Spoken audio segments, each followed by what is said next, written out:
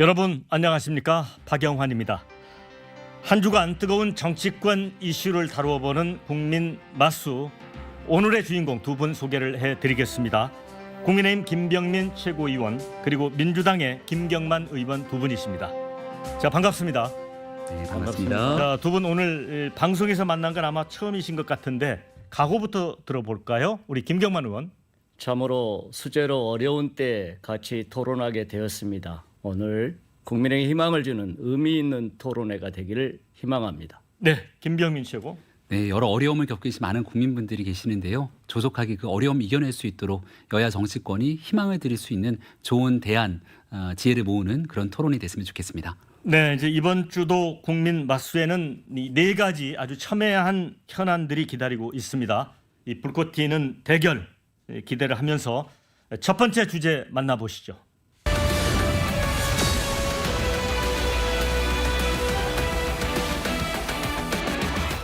윤석열 대통령이 이 나토 정상회의가 열린 리투아니아 그리고 폴란드, 우크라이나를 방문을 했습니다. 자, 그런데 지금 전쟁이 열리고 있는 나라죠. 우크라이나를 전격 방문하면서 이 젤렌스키 대통령하고 이제 회담을 가졌습니다. 이게 일종의 이제 깜짝 방문이었는데 이걸 놓고 여야가 극명하게 엇갈린 입장을 내놓고 있습니다. 국민의힘은 자유진영 외교를 강화했다. 그리고 재건 사업 등 국익에도 도움이 됐다. 그러니까 두 마리 토끼를 잡았다. 이렇게 칭찬을 했고요. 더불어민주당은 러시아를 적대국처럼 대했다. 대한민국을 위험에 빠뜨릴 수 있는 행보다. 이렇게 비판을 했습니다. 자, 두 분에게 먼저 여쭤보겠습니다. 이게 안보 위협을 부르는 행보인지 국익을 위한 행보였는 건지 김병민 최고. 네, 누가 뭐래도 대한민국의 국익을 제일 중점적으로 하는 행보였다고 생각을 합니다. 지난날 있었던 5월달 젤렌스키 대통령이 윤석열 대통령에게 우크라이나 방문을 초청을 했고요. 젤렌스카 여사가 직접 친서를 보내기도 했습니다. 네. 이 우크라이나 방문이라는 것은 이제 전시 중인 국가의 방문이기 때문에 그 일정을 사전에 공개하기에는 매우 어려운 측면들이 있다는 점들을 다 인지하고 있을 것 같습니다.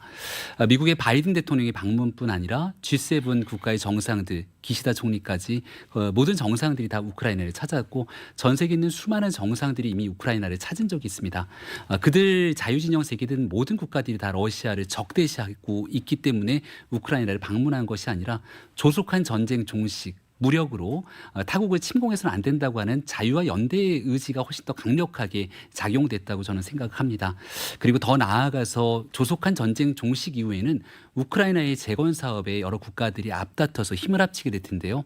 우크라이나의 교과서를 보게 되면 대한민국의 한강의 기적이 우크라이나의 교과서에 실릴 정도로 전쟁을 겪었던 우리 대한민국의 눈부신 발전상에 대한 마음가짐들을 우크라이나가 다 갖고 있습니다.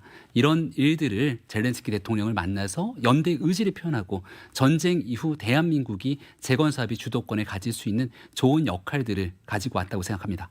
네, 우리 김경만 의원요.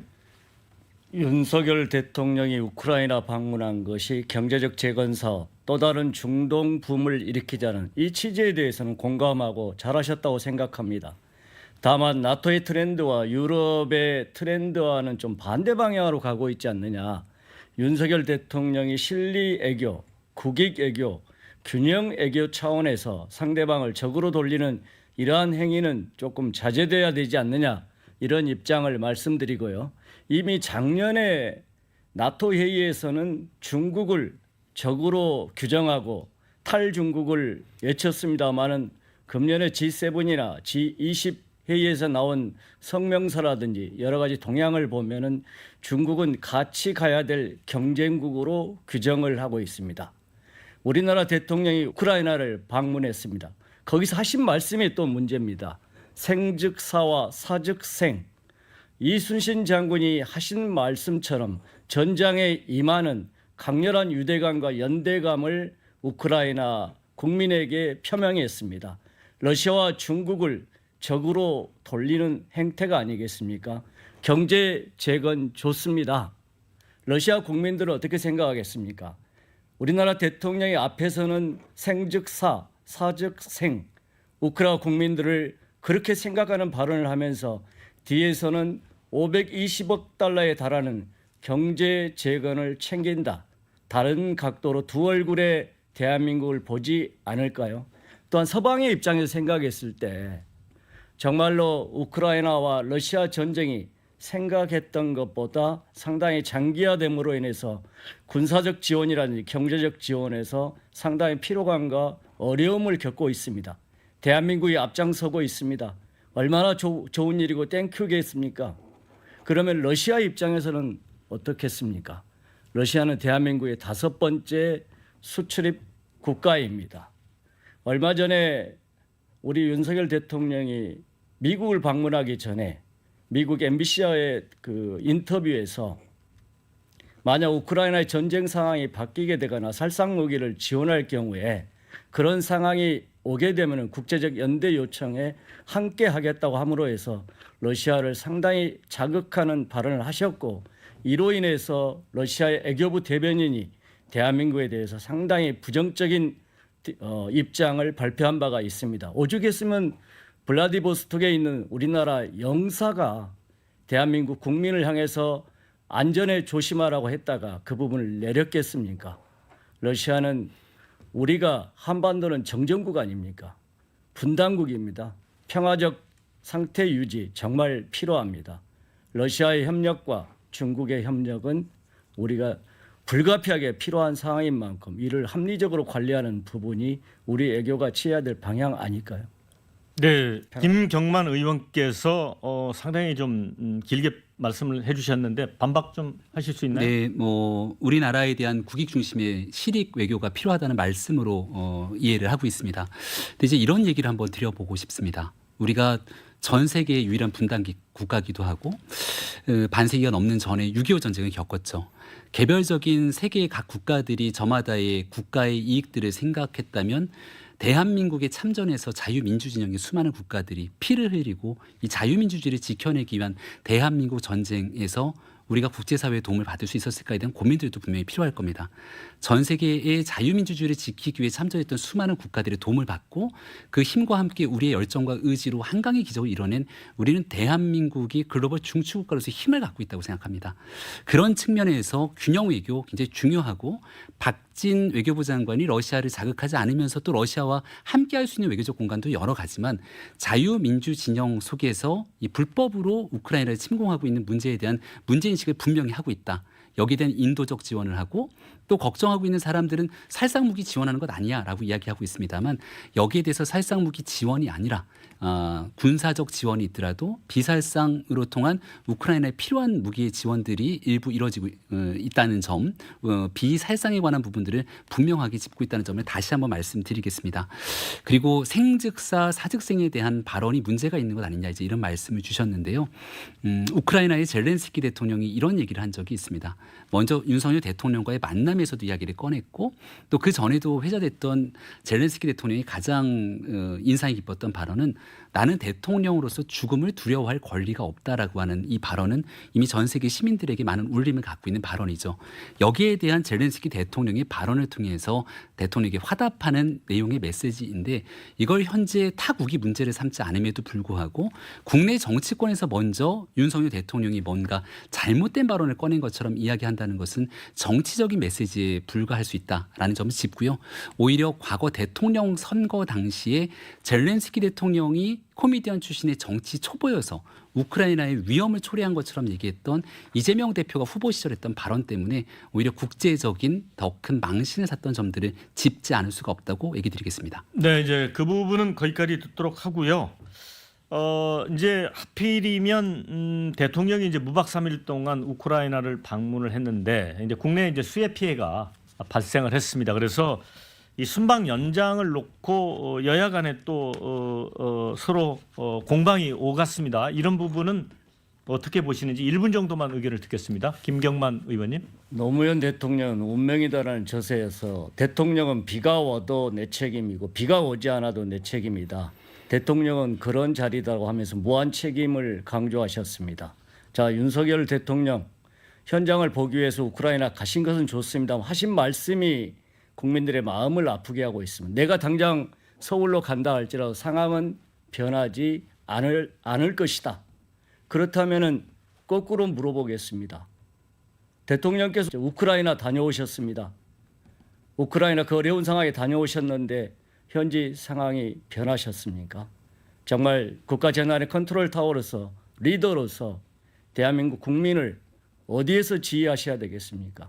내가 있는 곳이 중대본이고 내가 있는 곳이 현장 지휘소라고 말씀하는 부분은 공감을 합니다마는 우크라이나에 계셨어야 됩니까? 아니면은 우리나라 수해 현장에 있어야 됩니까? 그걸 공무원들에게 그 책임을 또 이야기하는 것 자체가 문제지 않습니까? 네, 자 우리 김병민 씨. 이제 대통령의 발언이 아니라 대통령실 핵심 관계자의 발언이 있고 난 다음에 일부 국내 정치권에서 여기에 대한 비판에 대한 문제 제기를 하셨다고 생각을 합니다. 저는 윤석열 대통령의 우크라이나의 방문 속에서 대한민국의 수혜상을 보고받고 원격으로 또 화상으로 여러 가지 지시사항을 내리고 이를 극복하기 위한 노력을 했습니다만 그 누구보다 마음이 무거웠을 거라고 생각합니다. 하지만 이 우크라이나 방문 일정이라는 게 어느 날 급작스럽게 잡힌 깜짝 방문이 아니라 우크라이나를 가기 위해서 수차례 조정하고 또 만들어왔던 기존에 있었던 일정의 과정들이 있었던 것 같고요. 조태용 안보실장의 이야기를 들어보니 이미 이제 우크라이나로 가기 위한 열차를 타고 난 다음 그 열차가 한참 진행되고 나서 돌리기 어려운 시간에 대한민국에 대한 인명피해가 꽤나 커졌던 것으로 알고 있습니다. 아마 수해 현장으로 누구보다 제일 먼저 달려와서 이 모든 일들을 함께하고 싶은 마음이 컸겠지만 이미 진행되고 있는 일정 상황 속에서의 고민이 있었을 거라 생각하고 나머지 있는 국내에서의 재외 현장에 대한 진두지휘 이 한덕수 총리를 비롯한 시스템에 근거해서 할 수 있기를 여러 가지 지휘를 하면서 우크라이나에서 꼭 해야 되는 일정들을 소화한 것이 아닌가 생각합니다. 자, 이제 김건희 여사가 이제 순방 중에 그 쇼핑을 한 거에 대해서도 이제 여러 가지 이제 말들이 오갔습니다. 그런데 이제 대통령실에서 최초에 호객 행위 때문에 방문했다 이런 해명이 나왔었고요. 또 그 이용 국민의힘 의원 같은 경우는 리투아니아가 이제 섬유 패션 수출 2위 국가다. 그래서 문화 탐방의 일환이다. 또 성일정 의원은 호객행위 말한 사람이 없는데 보도가 됐더라 이런 얘기 있었고 박지원 전 국정원장은 이렇게 대통령을 옹호하는 게 망치고 있다. 잘못이다. 퍼스트레이디가 인접국가 전쟁 중에 명품 숍을 갔다는 것 자체가 문제다 이렇게 비판했습니다. 자 김경만 의원님 이거 정말 문제입니까? 문제긴 문제죠. 여러 가지 집중적인 수해로 인해서 국민의 44명 내지 45명이 돌아가셨고요. 또 많은 분들이 이재민이 발생한 상황입니다. 분명 말씀하신 대로 수재가 발생한 시점과 우크라이나 방문 또는 리투아니아 방문 이 시점이 조금 차이가 있는 것은 사실입니다. 그러나 대통령과 영부인이 해외 순방을 하고 국익 활동을 할 때는 분명한 이유가 있습니다. 그만큼 국내 상황과 연계해서 행동 거지라는 이런 모든 부분이 일거수일투족이 국내뿐만 아니라 해외 언론에 보도가 되기 때문에 각별히 주의할 필요가 있다는 것입니다. 국민 정서와는 상당히 동떨어진 분야이고 물론 물건을 사지 않았다 또는 상대방의 그러한 유도에 의해서 가게에 들렸다 이런 표현의 사실 여부를 떠나서 그 자체가 국민들한테 주는 여러 가지 상당한 괴리감과 실망감 이 부분이 크다는 부분을 분명히 지적하지 않을 수가 없습니다. 네, 김병민 씨. 네, 수해 한복판에 이제 그 리투아니아 이 온라인 가십성 기사가 하나 올라왔습니다. 이게 이제 지난주 금요일, 토요일에 넘어갔던 그 시점입니다. 근데 그때 대한민국이 굉장히 수해 피해가 극심했고 사실상 정쟁으로 비춰질 만한 정치적 공세들은 저는 지양되는 게 마땅하다고 생각합니다. 근데 그로부터 이 가십성 뉴스가 터지고 난 다음 민주당의 논평이라든지 브리핑을 보면 김건희 여사가 가서 무엇을 얼만큼 샀냐, 샀다면 어떤 금액으로 산 것이냐 이런 식의 이제 정치 공세들이 이어집니다. 그래서 김건희 여사가 실제 이 현장을 둘러보는 과정 속에서 현지를 방문은 한 것은 맞지만 여기서 물건을 구매한 적이 없다 이렇게 얘기를 하고 있음에도 불구하고 계속해서 정치 공세성 성격의 발언들이 이어지게 됩니다. 그리고 민주당의 청년 정치인 같은 경우는 김건희 여사가 갈 때는 에코백을 들고 갔는데 그 에코백에 들어있는 게 사실은 샤넬백 아니냐. 네. 이런 식의 가짜뉴스 정치 공세를 하고 나중에 슬그머니 거기에 대한 내용들을 처리하기 시작하죠. 그러니까 이게 이런 방식의 이야기들이 오가기 시작하는 시기와 이 문제점들이 지금 국민들이 바라보시기에 과연 적절한가에 대한 문제 제기를 하지 않을 수가 없습니다. 정치권에서 이런 지역적인 공방들을 가지고 정치 공세에 몰입하기보다는 오히려 지금 있는 수해 복구를 또 더 추가적인 피해가 나지 않도록 하기 위한 정치권의 근본적인 역할에 몰입하는 것이 더 온당할 때다라는 말씀을 드리고 싶습니다. 네, 여기까지 듣고요. 두 번째 주제 만나보도록 하겠습니다.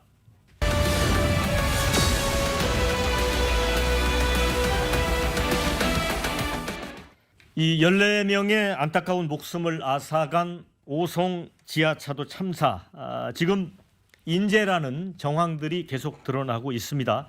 그러나 충북도청, 청주시 행복청, 경찰, 소방 다 내 책임이 아니라고 합니다. 결국 이제 수사팀이 구성이 됐고요. 여기서 밝혀지겠지만 참사 발생 4시간 30분 전에 홍수경보 발령이 됐습니다. 신고도 여러 건 112, 119에 접수가 됐어요. 자, 그런데 전혀 이 지하도를 또 차단하지 않았고 그러면서 이렇게 엄청난 인명 피해로 이어졌는데 과연 참사의 책임 이게 누구에게 있는 겁니까? 김병민 최고. 네, 책임 여부를 하나둘씩 분명하게 따져 물어야 된다고 생각을 합니다. 지금 있는 여러 수해 중에서 가장 국민들께서 보시기에 충격적이었던 건 오송 지하차도에 충분히 예고가 됐음에도 불구하고 왜 그곳의 교통을 통제하지 않았을까? 그리고 그곳에서 이렇게 많은 인명피해가 났어야만 됐는가에 대한 문제지 않습니까? 사건이 불거지고 난 다음 청주는 청주시대로, 충북은 충북대로, 또 여기에 대해 신고가 들었던 경찰은 경찰대로 서로의 책임을 회피하고 있습니다. 근데 우리가 재난 및 안전관리 기본법에 따르면 이러한 재난이 발생될 것을 예측하고 있을 때 각 지방자치단체가 분명한 역할들을 할 수 있도록 규정하고 있고요. 특히나 기초자치단체인 청주시 같은 경우는 이 재난안전에 대한 상황실에 대한 운영은 물론이거니와 이 같은 재난이 발생될 것을 예측하게 된다면 위험구역을 지정하고 또 교통을 통제토록 하고 있습니다. 하지만 여기에 대한 시민 제보가 일어나고 금강 홍수 통제소에서 문제에 대한 지적들을 이곳저곳에 수없이 많이 한 것으로 보여지는데 그러한 일들이 제대로 이루어지지 않았다는 점에 대해서 무한 책임을 느낄 수밖에 없다 생각하고 보다 분명하게 어느 지점에서 이러한 일들이 잘못됐는지에 대해서 감찰, 수사 등을 통해서 그 책임 여부들도 밝혀야 된다고 생각합니다. 네, 김경만 의원님. 내용 자체는 이미 수차례 방송과 언론을 통해서 이야기가 됐기 때문에 시청자들도 충분히 안다라고 아실 거라고 생각을 하고요. 저는 이 부분이 과거에 발생했던 이태원 참사라든지 이런 것과 충분히 비견될 수 있는 상황이다. 이런 큰일이 발생했음에도 불구하고 대통령과 장관 또 지자체장 어느 누구의 책임도 아니고 어느 누구의 책임이라고 스스로 고백하는 사람도 없습니다. 불과 몇 년 전에 부산 지하차도 사건이 발생했고 그때도 도로 통제를 위한 자동 안전 시스템의 도입 강조했습니다. 실제 도입하는 데는 한 군데밖에 없다라고 언론을 통해서 알고 있습니다. 이건 정말 우리가 선진국의 문턱에 있는 나라로서 매년 반복되는 후진국형 재난이 아닌가 생각하고 더 나아가서는 안전 불감증이 나온 전형적인 인재다. 그리고 두 번째로는 사실 이게 우리 김 최고도 말씀하셨습니다. 행정 참사다.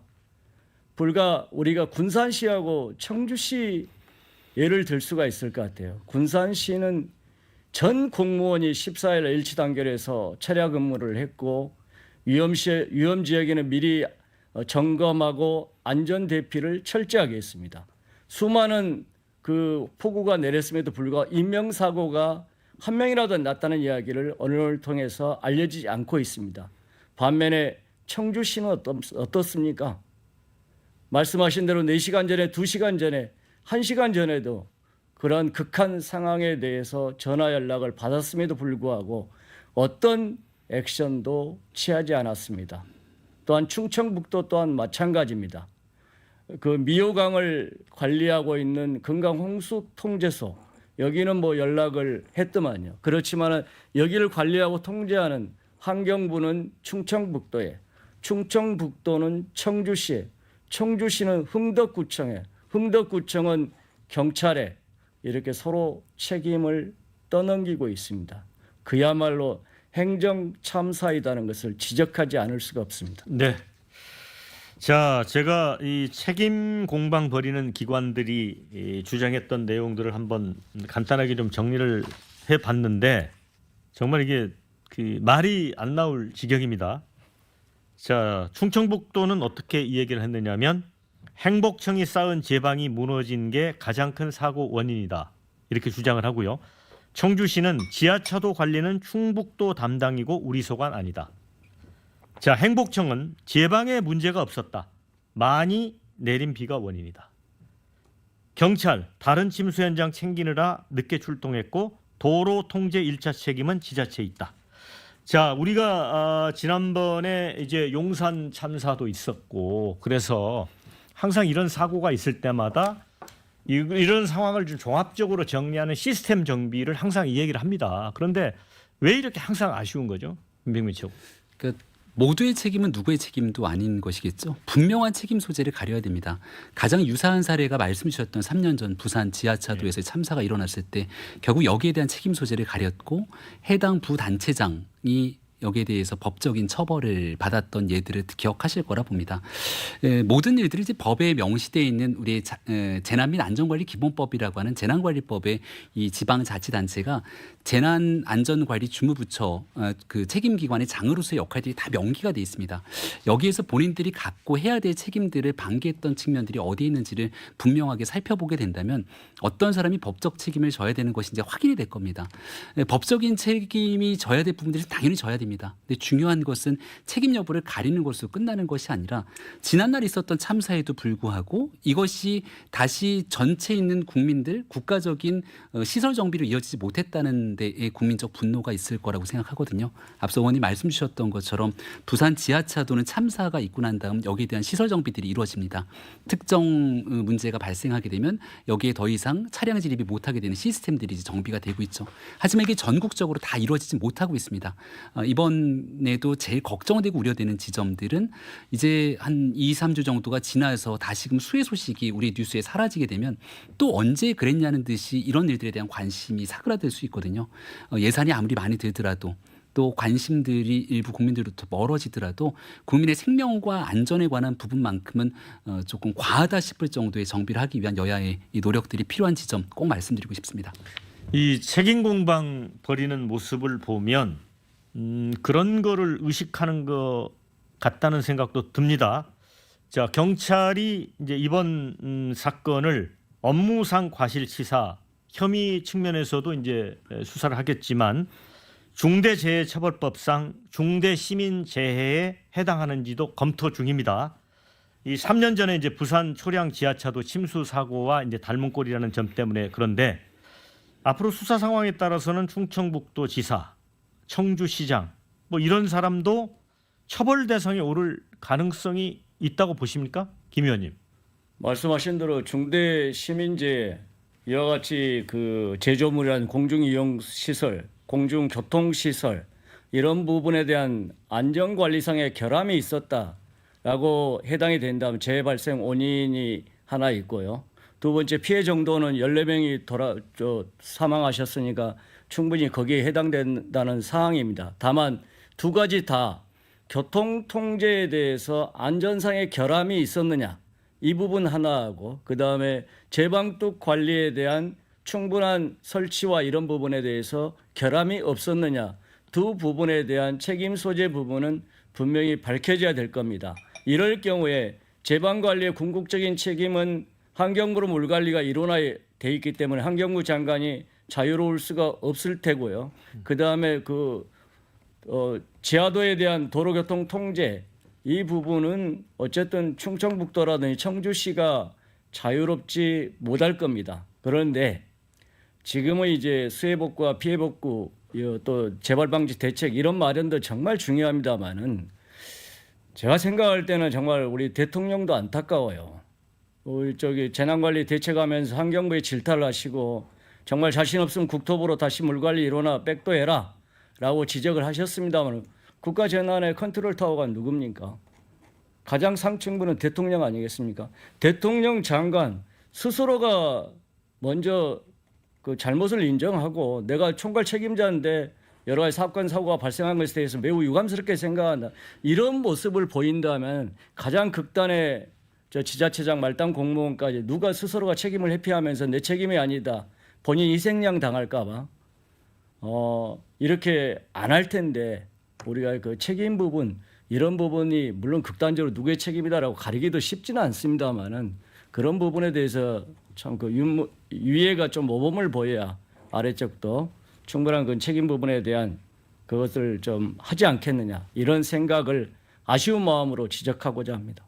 네, 이제 뭐 대통령 책임론 이런 걸 좀 말씀을 해주신 것 같습니다. 김병민 측 어떻게 보세요? 네, 그러니까 법적 책임과 이제 정무적인 책임으로 나눌 수 있을 텐데 지금 있는 상황에서 이게 엄청나게 많은 시민들이 사망하기에 이르렀던 일들이지 않습니까? 근데 국민들께서 보시기에 제일 안타까운 건 이랬으면 막을 수 있지 않겠을까? 라고 하는 인재적인 측면에서 바라보는 겁니다. 그렇다면 거기에 대해서 뭉뚱그려진 책임을 이야기하는 건 이 사회에서 문제를 해결하는 데 큰 도움이 되지 않을 거라 봅니다.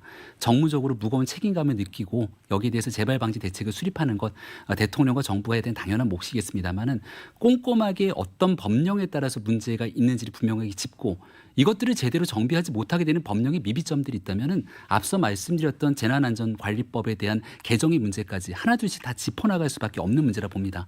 그리고 이 환경부에 관한 지적은 할 수밖에 없었던 문제가요.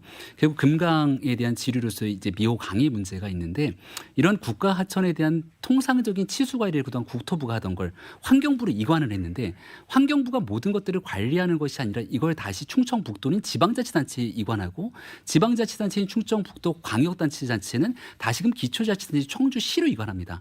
그럼 실질적인 전문성과 역량이 담보되지 않은 상태에서 하천에 대한 치수 관리가 잘 되지 않는 부분들이 문제로 지적되고 있기 때문에 여기에 대한 제도적 정비의 필요성을 언급했다라고 다시 한번 말씀드립니다. 네, 자 이제 그 문제와는 별도로 지금 이제 수해 와중에 정치권 발언도 논란입니다. 민주당 김의겸 의원이죠. 지금 중국과 러시아가 마치 범람하는 강과 같은데 윤 대통령이 우크라이나에 가서 한 행동과 말은 우리 민족의 운명을 공평 지하차도에 밀어넣는 것과 마찬가지다. 그래서 이제 이게 뭐 당내에서도 비판도 나오고 이게 참사를 정쟁에 이용했다, 악용했다. 또 유가족에 대한 2차 가해다, 인권 침해다. 이게 저 국회법을 위반했다 이런 주장도 나옵니다. 자, 그런데 이제 참사의 정쟁화는 뭐 과거 이제 국민의힘도 그런 적이 있습니다. 그래서 이건 어찌 보면 정치 쇄신이나 개혁 차원에서도 김의겸 의원이 일단 개인이 사과를 했습니다. 그런데 예를 들어 홍준표 시장 같은 경우는 이제 그 골프 논란에 대해서 뭐 당이 징계하겠다고 하는데 김의겸 의원에 대해서는 전혀 그런 움직임이 없는 것 같습니다. 김경만 의원님. 글쎄요. 어쨌든 정치권이나 그 리더인 사람들은 국민 정서에 공감의 정치를 펴는 것이 정말 중요하다고 생각합니다. 특히나 재난 시기에 자그마한 말 실수가 국민을 아프게 하고 국민을 갈라치게 하기 때문에 국회의원이라든지 장관이라든지 이런 제도권에 있으신 분들은 특히 조심해야 되지 않는가 생각하고요. 어쨌든 김의겸 의원 자체가 또 신속하게 그 사과 발언을 하시고 한 부분은 잘했다라고 생각합니다. 우리 또한 언제든지 그런 설화에 휘말릴 수 있는 개연성이 있기 때문에 국민의 정서를 아우르면서 그들의 눈높이에 맞는 정치와 행태를 보여야 되지 않을까 저도 조심스럽게 반성해 봅니다. 네, 김병민 최고위원. 뭐 사과하면 족합니까? 그동안 국민의힘에서 여러 징계를 받았던 정치인들이 있는데요. 사과를 하지 않았던 정치인은 아무도 없습니다. 근데 그 말과 행동에 대한 책임 여부들을 한 번쯤 분명히 짚고 넘어갈 때 재발 방지를 위한 분명한 시금석이 될 수 있습니다. 근데 김의겸 의원의 설화는 이번 한 번이 아니죠. 지난날 있었던 청담동 술자리 가짜뉴스 때문에 사회적 질타의 대상이 된 바가 있었는데 결과적으로 민주당은 김의겸 의원에 대한 어떤 윤리적 징계 절차를 밟지 않았습니다. 이번에도 마찬가지로 윤석열 정부를 공격하기 위한 방법 속에서 이 정쟁을 이 참사를 정쟁이 이용했다라는 비판이 있지만 아무런 조치 없이 넘어가게 된다면 이 정도에 대한 상황들은 나중에 사과하면 지나갈 수 있겠구나라고 하는 잘못된 신호를 줄 수 있거든요.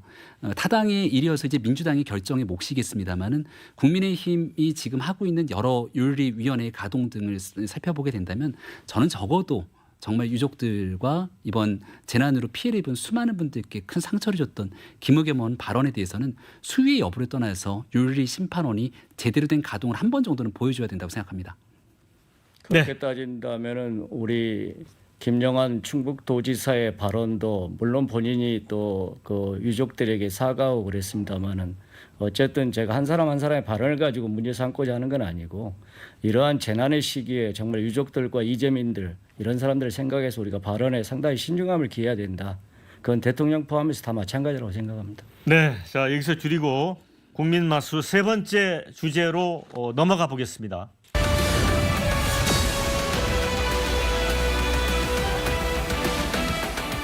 네, 출범 한 달 더불어민주당 김은경 혁신위원회가 민주당의 불체포 특권 포기 쇄신안 수용으로 첫 발을 뗐습니다. 그런데 이 정당한 영장 청구일 경우라는 단서 조항을 달면서 좀 아쉽다. 이게 반쪽짜리 혁신 아니냐. 이제 국민의힘은 뭐 껍데기 혁신이다. 이렇게 좀 직격을 했어요. 한동훈 법무장관도 이제 가세를 했습니다. 네. 불체포 특권 포기하기 싫으면 싫다고 하라. 이렇게 이제 논란에 가세를 했는데, 자, 이 불완전한 어떤 그런 모습인데 이 상황에서 김은경 혁신위가 날개를 달고 순항할 수 있을지 우리 김경만 의원님 어떻게 보세요?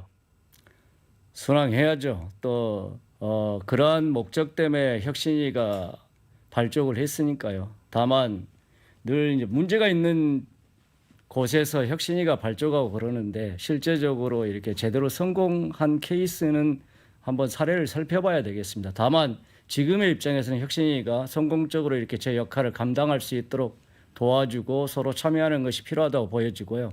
어쨌든 그 불체포 특권 이 부분 언급하셨습니다만 이 부분은 잘 아시다시피 여러 가지 헌법상에 보장된 권리이고 이 부분에 대해서는 실질적인 담보를 하려면 개헌을 통해서 그걸 효력을 발휘할 수가 있거든요. 그리고 또 여러 가지 과거의 군사 독재 시절의 여러 가지 체포영장의 그 남발 이런 것으로부터 입법권을 좀 보호하자는 취지에서 이 제도가 도입된 것으로 알고 있고 최근의 상황에 대해서 민주당이라든지 야당 쪽에서는 이런 검찰의 여러 가지 그 독재 그리고 검찰 정권 이런 쪽에서 좀 그 체포영장이나 이런 부분이 상당히 좀 자주 발급되지 않느냐 이런 유기의식이 있는 것이 사실입니다. 그럼에도 불구하고 국민과 이런 쪽에서는 민주당의 방탄정당, 부도덕 정당, 그래서 도덕성의 회복 이런 요구사항이 많았고 그런 것이 혁신위를 통해서 당에 전달이 됐고 그래서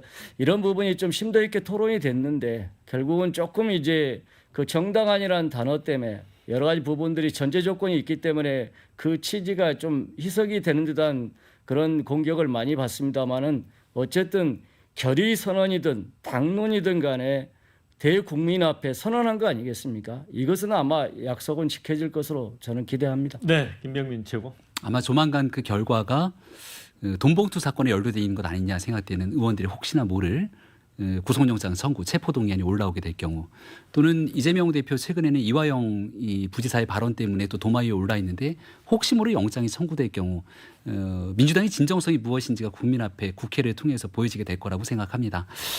국민의힘 입장에서는 당연히 비판할 것이라고 생각하겠습니다마는 민주당이 가장 뼈아픈 대목은 정의당까지도 나서서 이러한 정당한이라는 용어를 쓴 불체포 특권을 내려놓겠다고 하는 혁신 결정에 대해서 매우 날선 비난들을 쏟아냈다는 점이라고 생각합니다. 그 정당한 영장 청구에서 정당한의 결정을 과연 누가 하게 될 것인가? 저는 영장 청구가 정당했는지 부당했는지를 판단하는 건 결국 영장 실질 심사를 통한 사법부의 판단이라고 생각을 합니다. 대한민국 국민이라면 누구나 다 검찰의 수사가 여기에 대해서 강압적이었는지 여부들을 떠나서 법 앞에 평등하게 그 수사의 잣대에 오를 수밖에 없는데요. 국회의원이라고 하는 그 신분 속에서 영장실질심사를 받으러 가는 길조차 막아세우는 거를 방탄이라고 얘기를 하고 있고 이재명 대표가 지난날 교섭단체 대표 연설을 통해서 스스로가 이야기를 또 꺼내놨던 부분들이 있기 때문에 조금 어줍지 않게 내놨던 이 어정쩡한 정당한이라는 용어가 들어간 부채법 특권 포기가 국민들로부터 나선 지탄을 받게 된 것 아닌가 싶습니다.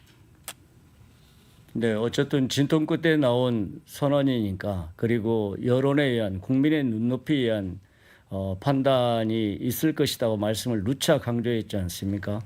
정당은 총선이라든지 여러 가지에 의해서 국민의 심판을 받습니다. 대국민 선언의 메시지를 갖는 불체포 특권 내려놓기 이 부분이 지금 말씀하신 여러 가지 우려의 체포영장 등장 시에 어떻게 할 것인가 그건 판단을 받으면 되지 않겠습니까? 네, 이제 김은경 혁신위원장이 이 다음 혁신으로 공천룰 대의원제 폐지 사안을 다룰 거를 지금 예고를 하고 있습니다. 그런데 제가 이제 민주당의 젊은 정치인들 이렇게 만나 보면 공천룰과 관련해서 이제 당내 586 의원, 586 기득권, 그 다음에 또 현역 의원 중심에 이런 거에 대해서 뭔가 좀 그 새로운 그 룰이 나와야 된다 이렇게 주장하는 사람이 많거든요. 김 의원님 어떻습니까? 공천 룰 개정 솔직히 말씀드려서 당내에 뜨거운 감자입니다. 개파 간 갈등을 이야기할 수 있는 부분이고요. 지금 말씀하신 대로 이게 민주당의 586 기득권 정당 그리고 기존 국회의원들의 기득권 지키기 이런 것으로 많이 이제 포장돼 있고 알려져 있지 않습니까? 반면에 이제 공천 룰 부분은 이미 그 이전 이해찬 당대표 시절도 시스템 공천이 확립이 돼 있고 여기에 도덕성 부분을 강화해서 근본 개정을 해서 확정돼 있거든요.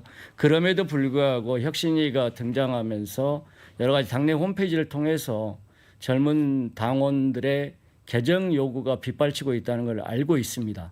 따라서 혁신위 출범 시에 이재명 당대표도 혁신위가 추구하는 이슈에 제한이 없다라고 말씀을 드린 바가 있고 또한 김은경 혁신위원장도 국민이 원한다면 그러한 높이에서 여러 가지 이슈를 다룰 수가 있지 않느냐 이렇게 이야기했기 때문에 어떤 방향으로든 대의원제 폐지와 공천 룰에 대해서는 한 번쯤 이슈가 돼서 손보지 않겠는가 이렇게 생각을 합니다. 네, 뭐 김병민 최고는 이 부분은 말씀하실 게 없을 것 같아서 네, 민주당 얘기니까요. 다음 질문을 네. 드리겠습니다. 자, 그런데 이제 김은경 위원장의 최근에 어떤 발언 이게 다시 또 당내에 그 소통 방식과 관련해서 갈등을 부르는 측면이 있는 것 같습니다. 이낙연 전 대표를 향한 말들이 있었어요. 뭐 이런 얘기를 했습니다. 자기 계파 살리려 정치적 언행하는 건 부적절하다. 그렇지 않을 거라고 기대한다. 자, 이낙연 전 대표도 어떤 역할을 해야 할지 아실 것이다. 분열은 혁신 대상이다. 뭐 사실은 보면 다 맞는 말씀이세요. 그런데 서른 의원이죠. 이낙연 의원 측근은 그 이재명 지키기 혁신이 아니냐. 그러니까 굉장히 좀 거칠게 비판했거든요. 이런 게 혁신이가 앞으로 쭉 그 순풍에 도출다고 나아가는데 좀 장애가 되지 않겠어요? 일부 김은경 혁신위원회 출범에 대해서 일부 당내에서는 좀 친명계 위주로 이렇게 돼 있다라는 비판이 없지 않았던 것은 사실입니다. 그렇지만은 김은경 혁신위원장이 어느 특정 계파의 또 특정 대표의 좌지우지 이럴 사람으로는 저는 생각하지 아니하고요. 또한 김은경 혁신위원장에는 당에서 가장 강조하는 것은 통합과 혁신입니다. 계파 간 갈등이라는 여러 가지 갈등을 촉진할 수 있는 이런 부분으로 발언과 행위를 굉장히 자제해달라고 부탁하고 있고 본인 스스로가 본인의 말씀을 들어보면은 그 이낙연 대표에 대해서 그런 발언을 한 것은 맞지만 전후 맥락으로 봤을 때 당의 어른으로서 통합과 혁신을 좀 그 이끌어달라 갈등 부분은 최소화시켜달라 이런 뜻으로 발언을 하셨는데 발언의 전후 맥락은 빠지고 그 부분만 딱 편집돼서 하다 보니까 마치 김경희 혁신위원장이 우리 그 이낙연 대표를 상당히 좀 공격하는 듯한 그렇게 한 것에 대해서 본인도 유감이라고 말씀하셨고 모든 언론에서 이낙연 대표와 이재명 대표 간의 관계를 좀 갈등 관계로 표현을 하고 있습니다. 그래서 그런 부분들은 혹시나 김은경 혁신위원장도 본인의 의도는 그거 아니었지만은 그렇게 편집돼서 발언할 수 있는 부분은 조금 자제돼야 되지 않는가 생각을 합니다. 네, 지금 이제 여의도 정치권에는 지금 명락회동이 이재명 대표와 이낙연 전 대표 회동이 물론 이제 수혜라는 그런 공식적인 언급은 있었습니다만은 두 번 이제 미끄러지면서 네. 또 여러 가지 뒷얘기가 나오고 있습니다. 김병민 최고, 네. 이 부분과 관련해서는 국힘도 좀 촉각을 좀 곤두세우고 있는 거 아닙니까? 이낙연 전 대표가 이제 들어왔을 때부터 사실 민주당 내에 있는 여러 분열의 목소리들이 들리기 때문에 내년 총선을 앞두고 이제 민주당의 상황에 대해서 당연히 관심을 가질 수밖에 없다고 생각을 합니다. 근데 이제 그 두 정치인 간의 만남이 수혜 때문이지만 불발이 됐는데 오히려 각 지지층에서는 더 반기는 목소리를 낸다는 것이 저는 민주당이 갖고 있는 근본적인 문제라고 생각하거든요. 만나서 두 정치인이 밥도 먹고 이야기 나눌 수 있겠습니다만은 근본적인 갈등의 고리를 해소하지 않는 한 지지층의 화학적인 결합이 어렵게 되지 않겠냐는 지적들이 있어서 이걸 가져오게 된 근본적인 그 원인이 무엇인가를 되짚어 돌아가면 지난 대통령 선거 경선 당시 있었던 대장동 의혹을 제기했던 이낙연 전 대표 행동과 또 여기에 대해서 이를 극구 부인했던 이재명 대표에 대한 모습들이 여전히 남아 있는 것 아니겠습니까? 그래서 이런 일들을 어떻게 털어낼 수 있을지에 대한 문제가 결국 민주당의 갈등 봉합의 시금석이지 않을까라고 밖에서는 바라보고 있습니다.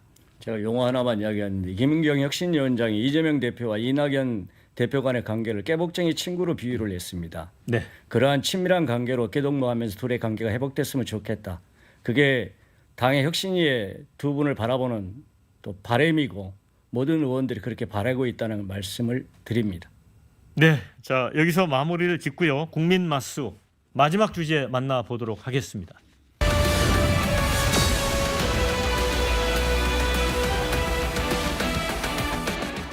네, 지난 15일입니다. 경북 예천에 이제 폭우로 큰 산사태가 났습니다.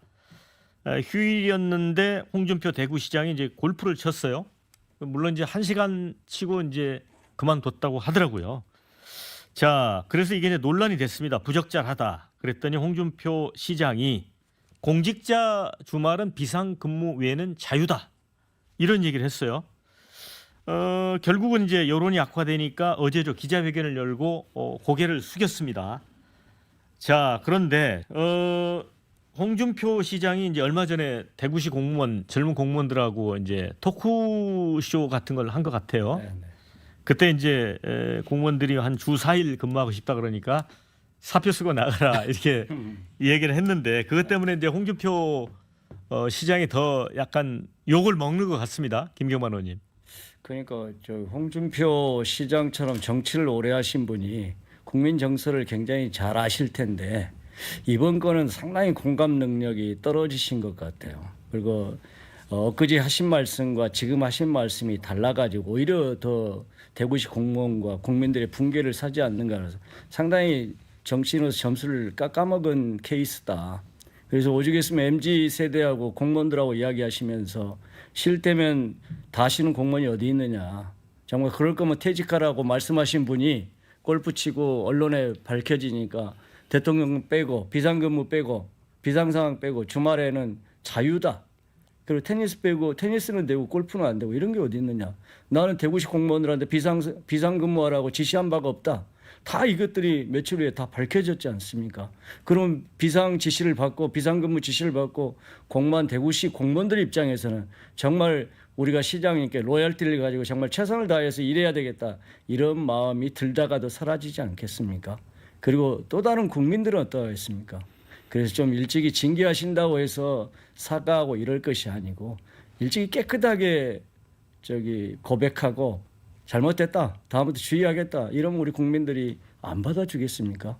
저는 리투아니아 명품 샵도 마찬가지라고 생각합니다. 물건 안 산 거 괜찮아요. 샀을 수도 있고 안 샀을 수도 있죠.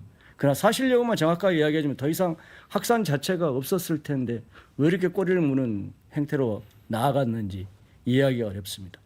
네, 그 노무현 정부 때 이제 이해찬 당시 총리도 사실 이제 이 골프 때문에 결국 자리에서 물러났잖아요. 네. 참 골프가 사람을 많이 잡는 것 같습니다. 예. 자, 그런데 이제 국민의힘이 이제 홍준표 시장에 대해서 속전속결로 선제적 조치, 그러니까 징계를 하겠다 이렇게 나선 것이 첫 번째는 이제 여론이 물론 악화됐다는 점이 하나 있지만 그래서 이제 당의 악재가 되는 걸 막겠다 그런 선제적 측면이 있는가 하면 또 다른 해석도 있어요. 일각에서 왜 김기현 대표와의 그 앙금이 있거든요. 홍준표 시장이 이 전광훈 목사하고의 관계를 홍준표 시장이 전에 아마 그 대표 선거 때 그걸 좀 언급을 하고 약간 물고 들어진 적이 있었거든요. 그래서 이 김기현 대표 체제를 흔드는 거에 대한 정치적 경고 아니냐. 김병민 씨 어떻게 보세요? 전혀 동의하기 어렵다라는 점을 말씀드리는 게요. 김기현 지도부 출범하고 난 다음에 이제 황정근 윤리위원장 체제가 윤리위원회가 들어옵니다. 김기현 대표와 함께 지도부를 꾸리는 중요한 최고위원의 위치가 있는데 김재원 최고위원과 태용호 최고위원이라고 하는 지도부의 주요 인사들도 발언에 관한 문제 때문에 국민적 눈높이에 어긋났다고 판단이 됐고 여기에 대해서 엄중한 윤리위원회 중징계 결정이 내려진 바 있습니다. 그러니까 지위 고하를 막론하고 국민의힘이라고 하는 정당이 이제 내년도 총선을 치르는 과정으로 국민들의 마음을 얻기 열심히 달려가고 있는데 여기에 찬물을 껴안거나 그리고 국민이 바라보는 기본적인 상식의 잣대에서 어긋난다고 하면 이에 대해서 누구든지 윤리적 징계가 가능함을 보여주고 있는 것이거든요. 앞서 설명드렸던 것처럼 우리 당의 윤리 규정이 명확하게 규정 짓고 있는 바가 있고 이 내용을 그냥 아무런 일이 없다는 방식으로 넘어가게 된다면 국민들께서 국민의힘을 바라봤을 때 비가 와고 수해가 왔는데 골프 쳐도 아무런 문제가 없는 정당인이라고 하는 잘못된 오해나 시그널을 줄 수 있는 것 아니겠습니까? 여기에 대한 원칙에 기반해서 이야기를 했다는 점을 말씀을 드리고요. 오히려 과거 김재원 최고위원에 대한 징계가 반드시 필요하다고 이야기를 꺼냈던 게 홍준표 시장이기도 합니다. 이젠 역으로 징계를 받은 김재원 최고위원이 홍준표 시장의 문제를 얘기하고 있는데 앞서 정치인의 말과 행동의 일관성을 얘기해 주신 것처럼 그러한 잣대로서 똑같은 황정근 윤리위원장이 이끄는 윤리위원회가 적정 수준의 객관적인 판단할 거라고 생각합니다. 더불어민주당 대구시당은 이 포구에 골프 치러 간 홍 시장 제정신인가 이런 논평을 냈습니다. 그리고 이제 국무총리는 총리실 공직기강팀의 즉각 명령에 홍 시장에 대한 직무 감찰을 진행하라 이렇게 촉구를 했습니다. 김경만 의원님, 뭐 이 정도 해야 됩니까? 어쨌든 그 국민의힘은 잘못된 부분에 대해서는 윤리 그 회의를 통해서 일벌백계하는 강단 있는 모습을 보인 것이 과거의 사실이고요. 그래서 여러 가지 기준에 맞춰서 이번에도 그러한 액션을 취하지 않을까 생각을 합니다. 다만 그 홍준표 시장이나 우리 김기현 대표도 약간의 구설수가 있었지 않습니까? 미국 다녀오시고 난 다음에 수해 현장 가셔가지고 여기 민원 상담하고 난 다음에 바로 뜸으로 해서 민원인들의 원망을 샀지 않습니까? 그러려면은 사진 잠깐 찍으시려고 오셨느냐? 저기도 마찬가지죠. 원희룡 장관도 그때 견인 차량 맞고 잠깐 또 이렇게 뭐 한 것이 인터뷰하신 것이 또 가십으로 나왔지 않습니까? 그래서 물론 과거에 이렇게 사례를 찾아보니까 그 산불 사고 났을 때 김진태 지사도 뭐 연습장 가가지고 가십거리 오르고 그랬습니다만은 별 문제는 없이 넘어갔죠. 그러니까 홍준표 시장도 좀 일찍이 좀 사과하고 그랬으면은 별 문제 없이 넘어갔을 상황을 상당히 판을 키웠다 이렇게 생각을 합니다. 네, 근데 이제 홍준표 시장은 거침없는 발언 때문에 막말 준표 이런 이제 별명을 지닌 이제 트러블 메이커하면서도 약간 코믹한 이미지 때문에 또 인기가 있었습니다. 그리고 이제 홍카콜라로 알려진 아주 시원한 그 말 때문에 팬덤도 있고요. 그런데 김병민 최고 이 대권 행보에 빨간불이 켜지는 겁니까 이번 일로? 그래서 이제 홍준표 시장을 좋아했던 분들도 이번에 정무적 판단에 대해서 이해하기 어렵다는 얘기를 하신 분들이 많았거든요. 우리가 대구 경북을 합쳐서 TK라고 부르지 않습니까? 근데 지금 대구에는 괜찮다고 하지만 이 K로 볼 수 있는 경북 지역의 산사태를 비롯해서 엄청난 피해가 나서 고통을 겪고 있는 이 국민과 당원분들이 계십니다. 얼마 전까지 대권 주자로서의 모습을 보였고 지금도 아마 홍준표 시장을 잠재적인 대권 주자로 보시는 분들이 많을 건데 우리 대구는 괜찮다가 아니라 바로 옆에 있는 경북 더 나아가서 충청도의 피해 이런 모든 것들을 폭넓게 고민하기 시작한다면 여기에 대해서 내가 대구시장으로 무엇 할 수 있을까에 대한 고민하는 게 우선이거든요. 과거 우리가 코로나 초창기가 터졌을 때 대구가 큰 어려움에 봉착했습니다. 하지만 그게 대구의 일이라고 생각하지 않고 수많은 사람들이 그 대구의 위기를 극복하기 위해서 자원봉사자들과 함께 많은 분들이 달려갔습니다. 지방자치단체장은 할 수 있는 행정 지원 등의 역량들을 많이 갖고 있어요. 특정 지역이 감당하기 어려운 일들이 일어나면 인근에 있는 지자체에서 갖고 있는 행정력을 동원해서 도와줄 수도 있습니다. 이런 공감 능력들을 조금 더 확보했더라면 어땠을까라고 하는 생각이 들어서 앞으로 홍준표 시장이 이끄는 대구시정이 그런 부분들을 더 폭넓게 보완할 거라고 기대하고 있습니다. 홍준표 시장이 여당 내 야성을 가지신 분인데 참 시련이 많으신 분이네요. 왜냐하면 아까 말씀하셨다시피 김기현 대표하고 정광훈 목사 때문에 한번 부딪혀가지고 있는 보직도 상근 고문직도 박탈당하고 그러셨는데 또 이번에 공교롭게도 또 이 징계성 이야기가 나오고 있으니 어쨌든 이번 일을 계기로 해서 홍 시장도 많이 자성하고 반성할 것으로 생각을 합니다. 자, 이제 마무리해야 할 시간입니다. 30초씩 시간 드릴 테니까 특히 우리 시청자들에게 강조하고 싶은 말씀 있으면 듣도록 하겠습니다. 먼저 김경만 의원님. 이번 폭우로 인해서 어려움을 겪고 있는 국민 여러분께 심심한 위로를 드리고 특히 유족분들과 이재민분들께 깊은 마음의 위로를 함께합니다. 하루빨리 여야가 마음을 함께 모아서 신속한 피해 복구 지원과 대책 마련에 힘을 더해야 할 때입니다. 네, 김병민 최고위원. 네, 국민의힘은 이번 한 주 앞으로의 한 주를 전당원 자원봉사 주간으로 삼았습니다. 모두가 함께 이 수해 복구를 위해서 할 수 있는 모든 노력들을 함께 할 것이고요. 의원님 말씀 주신 것처럼 여야가 말뿐이 아니라 행동으로 함께 이 위기를 극복하기 위해서 필요한 모든 역량들을 다 동원토록 하겠습니다. 같은 실수 두 번 반복하지 않도록 앞으로의 재난 대응에 대해서 더 역량 있는 모습을 보이게 노력하겠습니다. 자, 이제 두 분 수고 많으셨고요. 함께해 주신 시청자 여러분께도 감사의 말씀 드립니다. 저는 다음 주에 다시 찾아뵙도록 하겠습니다. 자, 두 분 오늘 고생하셨습니다. 고맙습니다. 고맙습니다.